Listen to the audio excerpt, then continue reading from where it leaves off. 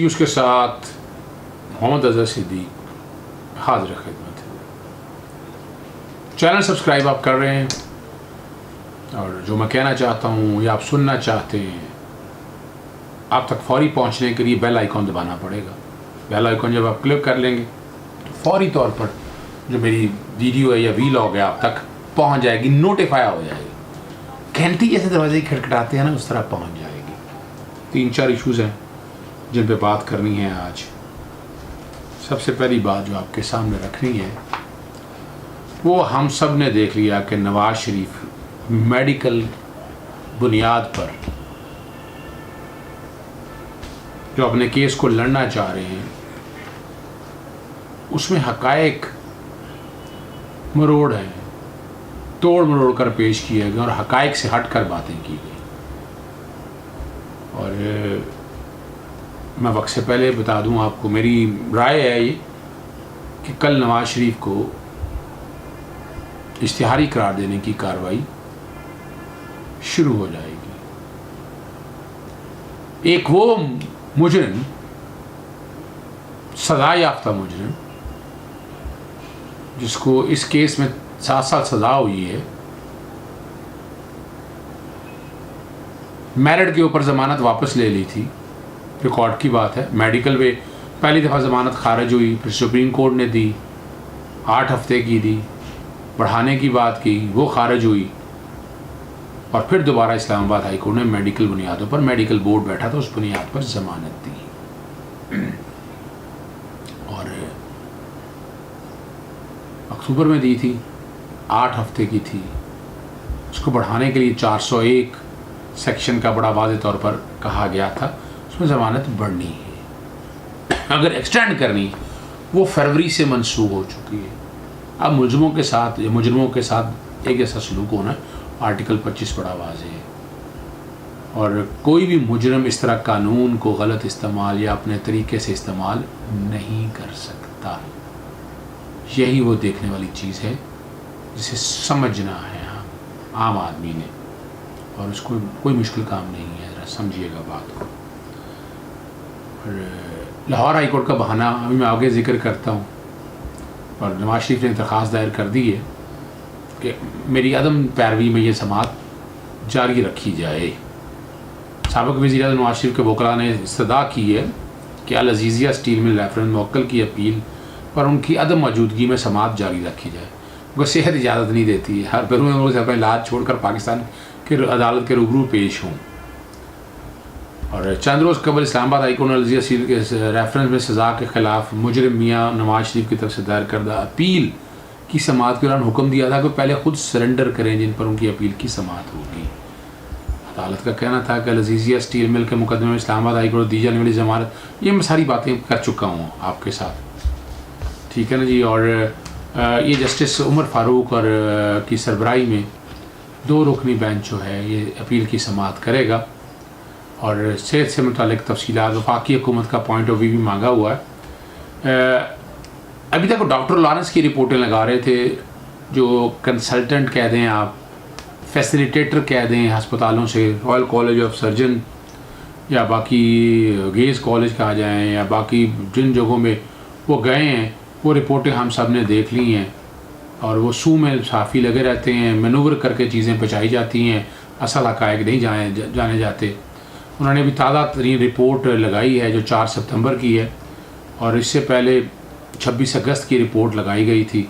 अब ये रिपोर्ट सारी वही है जैसे मैंने बताया, डॉक्टर लॉरेंस किसी मेडिकल बोर्ड की नहीं है जो इस बात का, और मैं फिर अर्ज़ करता चलूँ इस मेडिकल रिपोर्ट की हैसियत क्या होगी, कोई हैसियत नहीं है। वे ज़मानत तो ख़त्म हो चुकी है, उस ज़मानत के ऑर्डर को चैलेंज नहीं किया ना इस्लामाबाद हाई कोर्ट में ना सुप्रीम कोर्ट में, तो वो तो फाइनलिटी की तरफ चली गई है। हर हालत में सरेंडर करना है, नहीं सरेंडर करेंगे तो 87-88 की इश्तिहारी करार देने के लिए अब स्कॉन्डर भगोड़ा होने की कार्रवाई होगी। और नवाज शरीफ के ये कहना उनके वकील का है कि लंदन में मुकीम है और निगरानी डॉक्टर डेविड लॉरेंस और उनके कंसल्टेंट डॉक्टर फयाज शाह की सिफारिशात भी लाफ की गई हैं कि ऐसी हालत नहीं है कि वो सफ़र नहीं कर सके। अच्छा, जब यहाँ पाकिस्तान से गए थे तो आपने सब ने देख लिया था, हर एक ने देख लिया था کہ وہ کتنا VIP پروٹوکول سے بھرپور سفر تھا جو کیا. اور یہ حیران کن بات ہے، عدالتی احکام کی خلاف ورزی ہو رہی ہے. کہہ رہے ہیں کہ جب ان کا علاج مکمل ہوگا تب آئیں گے، جب ڈاکٹر کہیں گے. اب یہ محل عدالتوں سے اوپر بڑھ کے کچھ چیزیں آ گئی ہیں. ڈاکٹر بھی لگتا ہے اس سے اوپر چلے گئے ہیں، اور بظاہر تو چیزیں یہی ہیں کہ جان بوجھ کر آ نہیں رہے. اور قیدی ہے نا، قید میں وقت گزارنا پڑے گا. جیسے پاکستان میں لینڈ آئیں گے انہیں گرفتار کر لیا جائے گا، اور گرفتار ہونا چاہیے انہیں، یہ قانون ہے. ٹھیک ہے نا جی. کہ یہ ان کا کہنا ہے کہ 4 ہفتے کی اجازت دی تھی، 4 ہفتے کی اجازت دی تھی تو 4 ہفتے بعد تو نہیں آئے وہ. اور یہ ان کا کہنا ہے کہ لاہور ہائی کورٹ کا فیصلہ، لاہور ہائی کورٹ کا تو ECL کے حوالے سے فیصلہ ہے، ECL سے نام نکالا ہے. اور یہ عدالتوں سے فرار تو سسپینڈ نہیں کیا. اسلام آباد ہائی کورٹ کا فیصلہ لاہور ہائی کورٹ تو سسپینڈ نہیں کر سکتی نا، لاہور ہائی کورٹ کے پاس تو اختیار نہیں ہے. اور بڑے سمپل سے ساتھ یہ بھی کہنا ہے کہ حاضری سے استثناء کی گزارش کی گئی ہے. استثناء کس چیز کا؟ جب ضمانت ہوئی ہو. ایک بندہ جو جیل میں ہے، اس کو سزا ہو گئی ہے، تو اس کو تو جیل میں سے پیش ہونا ہوتا ہے ملزم کو، اس سے استثناء دیا جاتا ہے. لیکن اس وقت وہ قید میں نہیں ہے نا. جب وہ قید میں ہو گئے استثناء تب ہے. تو یہ مینور کرنے کی کوششیں کی جا رہی ہے کہ کسی نہ کسی طرح سے چیزوں کو حقائق سے ہٹایا جا سکے. پر اتنا آسان کام نہیں ہے، بہت مشکل. اور قانونی پوزیشن بڑی واضح ہے کہ مجرم ہے، ان کا عدم پیروی، یعنی جب تک موجودگی نہیں ہے عدم موجودگی میں یہ آگے نہیں چل سکتی ہے. ٹھیک ہے نا جی. اور اشتہاری قرار دینے کا اختیار موجود ہے، اور ٹھیک ہے نا جی. اور احتساب عدالت کے پاس چونکہ میجسٹریٹ کے بھی اختیارات ہوتے ہیں، اور وہ اشتہاری قرار دینے کی کارروائی کو نیچے بھی بھیج سکتے ہیں. لیکن ہائی کورٹ کا اختیار بھی ہے. ہائی کورٹ بھی اپنے تئیں ایک بندے کو جو پیش نہیں ہو رہا 87-88 کی کارروائی کہہ کے بڑا واضح طور پر. اور یہاں جو بڑا باتیں ہو رہی تھی نا، بڑا کہ جی وہ ویڈیو اسکینڈل اور یہ اور وہ فورینسک ہو گیا. اچھا ہو بھی گیا تو پھر کیا ہو گیا جی؟ العزیزیہ میں سزا 7 سال سنائی ہے، 10 سال سزا ہونی چاہیے تھی. ویسے 14 سال تک سزا دی جا سکتی ہے. ایون فیلڈ میں 10 سال سزا ہو سکتی تھی، یہاں 7 سال سزا کی ہوئی ہے. ایویڈنس میں کوئی ٹیمپرنگ ہے، ایویڈنس میں کوئی جول اٹھایا، کوئی جول نہیں اٹھایا گیا. تو یہ بیٹھ کے کہ ارشد ملک کا فائدہ ہونا، کوئی فائدہ نہیں ہونا. کس بات کا فائدہ ہونا ہے؟ یا تو شہادت کوئی نہیں تھی، آپ نے دباؤ میں آ کے پریشر، یعنی زیادہ سے زیادہ کیا ہو سکتا ہے؟ ری رائٹنگ آف ججمنٹ کی بات کہہ سکتے ہیں، لیکن ری رائٹنگ آف ججمنٹ کس بات پہ کہا جائے گا؟ اتنا آسان کام نہیں ہے یہ سارے معاملے میں. بہرحال فیصلہ تو اسلام آباد ہائی کورٹ نے کرنا ہے، اور اب دیکھتے ہیں کہ آگے کیا فیصلہ آتا ہے. تو شاہانہ کے دوسرا آپ کو پتہ ہے زرداری یوسف رضا گیلانی پر فرد جرم عائد ہو گئی. اور اب تو بڑی سمپل سی بات ہے کہ کل سماعت سنی پر نواز شریف آج کی پروسیڈنگ میں اشتہاری قرار دے دیے گئے. نیب کورٹ نے اشتہاری قرار دیا ہے. اب تو بڑا سمپل سا ہے. کل نیب جو عدالت کے سامنے بتائے گی کہ اشتہاری قرار دے دیے گئے. اس سے قبل بدھ کے روز اسلام آباد کی احتساب عدالت نے اپنا جو تحفے میں ملی گاڑیاں تھیں آصف علی زرداری یوسف رضا گیلانی پر فرد جرم عائد کر دی ہے، جبکہ وزیر اعظم نواز شریف کے دائمی وارنٹ جاری کرتے اشتہاری قرار دے دیا ہے. عدالت نے آئندہ سماپتہ ملزم نواز شریف کے پاکستان جائیدادوں کی تفصیلات طلب کر لی ہیں. وہ ساری اٹیچ ہوں گی نا جی، پیش کرنے کا حکم دیا ہے. اور آج جج سید اصغر علی نے اس مقدمے کی سماعت کی تو آصف علی زرداری یوسف رضانی کے وکیل فاروق اجنائی نے استفسار کیا کہ انہوں نے ملزموں پر لگائے گئے الزامات پڑھ لیے ہیں، جس پر فاروق اجنائی نے بتایا کہ انہوں نے الزامات پڑھ لیے ہیں. احتساب عدالت کے جج نے اس مقدمے میں ملزمات پر عائدگی الزامات پڑھ کر سنائے، تاہم ملزمان نے صحت جرم سے انکار کیا. پاکستان کے سابق صدر اور وزیر اعظم کے علاوہ 2 اور ملزم عبدالغنی اور عبدالمجید بھی کمرہ عدالت میں موجود تھے، جبکہ ملزم عبدالمجید ویڈیو لنک کے ذریعے عدالتی کارروائی میں شامل تھے. احتساب عدالت کے جج نے استفسار کیا کہ کیا ملزمان صحت جرم سے انکار کر رہے ہیں، جس پر فاروق اجنائی نہ صرف وہ انکار کر رہے ہیں بلکہ یہ بھی ہے کہ وزیر اعظم کا اختیار ہوتا ہے وہ کسی اسمبلی کی منظوری دے دیں. اب آرٹیکل 90 اور 90 کو سامنے رکھ لیں آپ. اب یہ تو نہیں ہے کہ میں قتل کرنے کی اجازت دے دوں تو یہ کہوں سمری میں نے پاس کر دی ہے. میں اسمگلنگ کی اجازت دے دوں تو یہ نہیں ہوتا ہے. وزیر اعظم کی سمری جتنی بھی ہے وہ بونا فیڈی میں ہونی ہے. اور یہ ان کا کہنا فاروق اچنائی کا کہ اختیارات کو غلط استعمال کیا. یوسف اگر روسٹم پر خود آ گئے اور انہوں نے جج کو مخاطب کرتے ہوئے کہا کہ مائی لارڈ میں نے کبھی رولز کے خلاف کام نہیں کیا. انہوں نے کہا قانون کے مطابق جو سمری آئی تھی اسے منظور کیا. اگر سمری غلط ہوتی تو سمری انہیں بھیجی نہ جاتی.